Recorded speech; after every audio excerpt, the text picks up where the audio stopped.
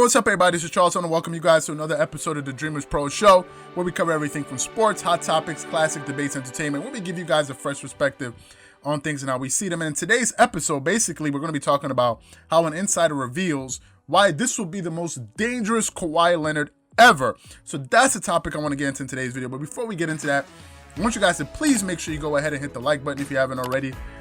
Make sure you hit the subscribe button and make sure you hit the notification bell to be notified whenever we drop our content. Also, be sure to check out our Dreamerspro Podcast, which we have linked in the description below. With that being said, let me just get straight into this topic right here. So, I was watching some of the players from the Clippers yesterday, speaking to the media after one of their first practices, and Nicholas Batum was one of the players, was one of the new additions to the team this season. It's a small forward, a 3-and-D player that can shoot the three, defend, and all of this. And they were asking him, what is his thoughts on what happened last season? Where does he think things went wrong? And he was giving some general answers, things that most people can say. However, he mentioned one thing about how him and Kawhi Leonard have a relationship, and how, you don't want to go against Kawhi Leonard on a season that he's seeking revenge. So before I get too far into that, I want you guys to take a listen to his comments here. I'd seen an interview you did, I think on French television last week, kind of talking about why you wanted to come here. There was one part where you said that someone had told you don't want to play against Kawhi when it's revenge season. I think that was translated right. Yes. What do you mean by that? Like, what do you see from Kawhi, and I suppose Paul too, this year? You know what happened last year to that team, so we all know what happened, but I felt like sometimes when something go wrong with the team and with big players and good players like when in this team, those guys just try to redeem themselves and have a great season. And I feel like that's what we might do this year. The West is crazy. We got big team, we got the Lakers, we got the Nuggets, we got the Blazers, we got all this team pretty good. And I think what happened last year, I think this team going to learn a lot. And we have guys who proved it in the past. That's why people told me that about Kawhi. I mean, when I happened with the Spurs in 2013, he came back the next year and won the MVP of the finals in the ring. And what happened to him in 2018 with the injury, stuff like that, San Antonio, and then he came back the next year in Toronto and won the ring as well. So now he proved it twice, so maybe not this year. So in that soundbite, you can hear him talking about how, you don't want to be on the opposite end of a motivated Kawhi Leonard. And to me, I thought it was pretty interesting. And the reason is I've never heard anyone speak like that about Kawhi Leonard pretty much ever. Kawhi Leonard is one of these people that you cannot get a lot of quotes out of. I think the thing that makes him very quotable is the fact that he doesn't have a lot of things to say. And when he does say things, people seem to latch onto that. Now, if we look at Kawhi Leonard's productivity last season, Kawhi Leonard had a stellar season. He had a career year. He averaged 27.1 points per game, 7.1 rebounds, and 4.9 assists. But he shot 47% from the field, 47% from pretty much a mid-range shooter. He shot 38% from the three-point line, which is even better than what he did in the with his season in Toronto last season, where he shot 37%. So that was also very impressive. He shot 80, almost 87% from the free throw line, and he got you 1.8 steals per game last season. Now in the playoffs, although we all remember he had a very poor game 7, but that was ultimately the reason why they lost. But if you look at his numbers last season in the playoffs, he actually had better numbers in the playoffs than he did when he was in the regular season. Last season in the playoffs, the guy averaged 28.2 points per game, 2.3 steals, 5.5 assists, 9.3 rebounds, shot 86% from the free throw line.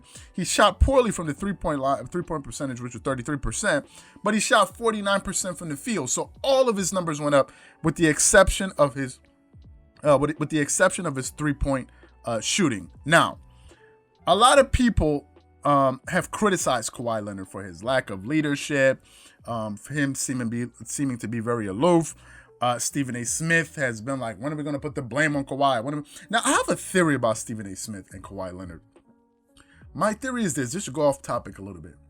Stephen A. Smith seems to hang things over Kawhi Leonard's head for reasons that seem to be quite inexplicable, and I have a theory.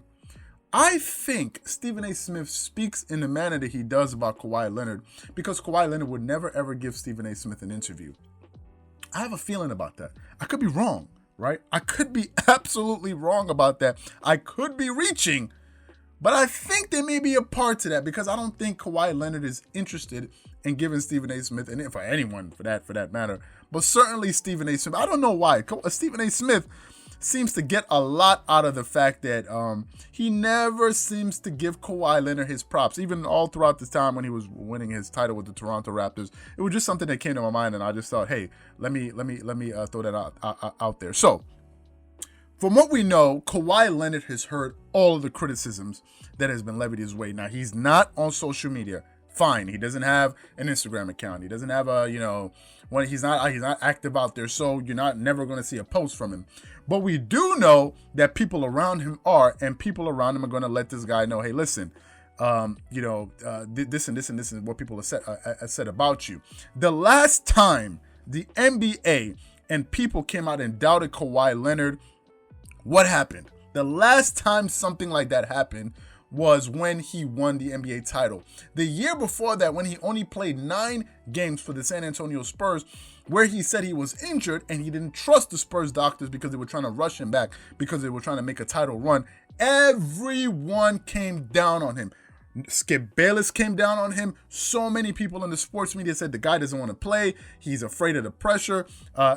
He ran away from the spotlight because some people picked him to be the regular season MVP that season, and he was afraid and he crumbled under the pressure and he ran away and he doesn't want to play and all of these different things. You can't be trusted. He's not the man and all of this and this, and he heard all of those things.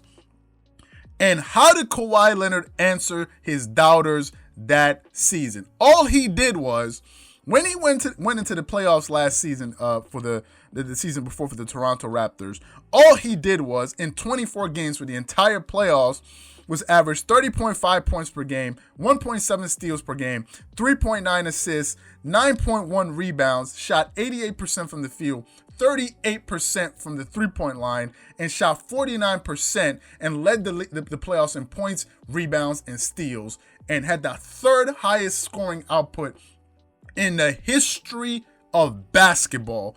That's what he did when all of his haters came down on him and started doubting him. So, for me, I think the guy is going to be highly motivated to shut a lot of people up. Because trust me, as a Kawhi Leonard fan that has had to listen to every single criticism of him under the sun, and me myself, I've been critical of him when need be. A lot of people were saying that it was a fluke. He shouldn't even be in the, some people, he's not that good. He's not also, maybe he should probably be in the G League. All kind of things people have said, and I had to burden it. The day Kawhi Leonard lost in the playoffs, when they blew that 3-1 lead to the Denver Nuggets in Game 7, that day our channel lost, I said it before, and I'll say it again, our channel lost about 40 plus subscriber. Now, I don't know why those people left, to be honest with you. I don't know. Was it out of emotion? Was it out of anger? I don't know why they left. We lost 40 subscribers that day. For his channel is smaller. We only have 6,000 subscribers. And thank you guys so much for helping us to get to 6,000 subscribers, by the way. We really appreciate that. We lost so many subscribers. We took every type of criticism. I heard it all. But I knew one thing, that this guy would definitely have a bounce back season. And for Nicholas Batum to be saying that, I think is something we need to pay attention to. So, hey, what I want to know from you guys is, do you think Kawhi Leonard will have a bounce back season and get the Clippers to the NBA Finals and win a title? Or do you think that, hey, listen, man, there's no way in hell he's ever going to make it back to the NBA title round? Whatever you guys think, please leave your thoughts and comments in the comment section below. Again, if you enjoyed the video, please make sure you go ahead and hit the like button, hit the subscribe button, and hit the notification bell to be notified whenever we drop our content. Once again, this is Charles here from Dreamerspro, wishing you guys an amazing day. Peace.